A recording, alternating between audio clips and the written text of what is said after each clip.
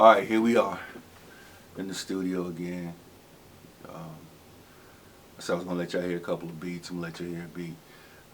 This dude that did this beat is one of the coldest dudes on the planet as far as production goes. I mean, uh, he goes by the name of Courtney Orlando. Y'all probably know him better as JR.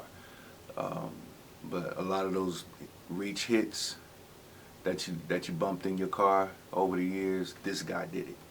I was talking to JR, and he was telling me what I was looking for. You know, I want hip hop, but I don't want it to be so old that it's boring. I don't want it to be so new that we look like old dudes trying to be young.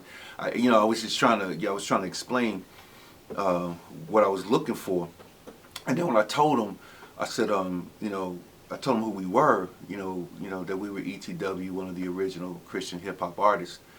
He was like, "Oh, dude, man, you should have led with that."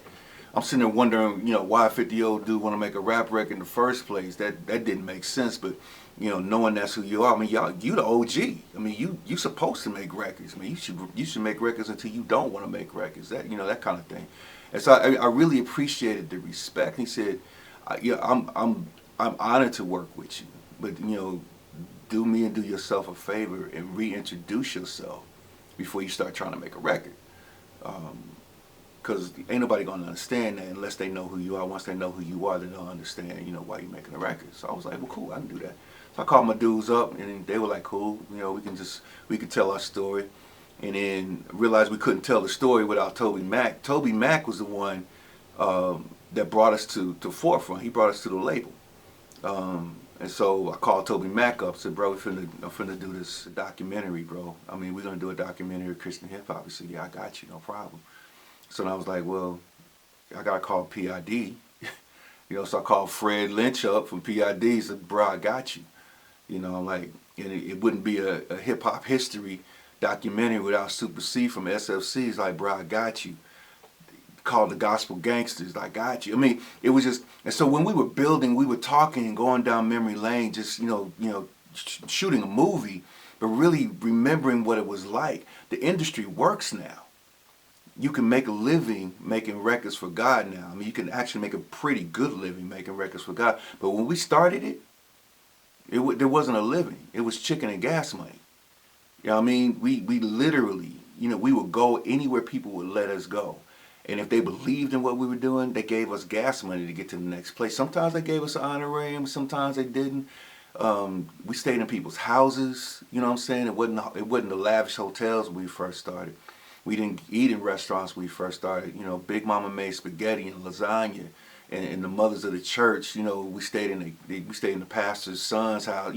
It was like that then, but so it wasn't really about the industry. In those days, it was really about the ministry, getting the gospel out in this format. And so by the time we got to probably like the fourth interview, I realized that this thing is way beyond ETW. It's just not about ETW, and it's not just about hip hop. It's about the relationship bond that it takes to start a movement. It's about the sacrifice it takes. It's about really having an agenda aside from the society that you're trying to influence. We stood alone. We were willing to. We were too hard for the church, and we were too soft for the world, and we were okay with that. What God did, we were ready to receive whatever God did. I mean, I really mean to get into that. I just wanted to play this beat for you, but I want you to understand that this thing is the thing that's blessing you right now.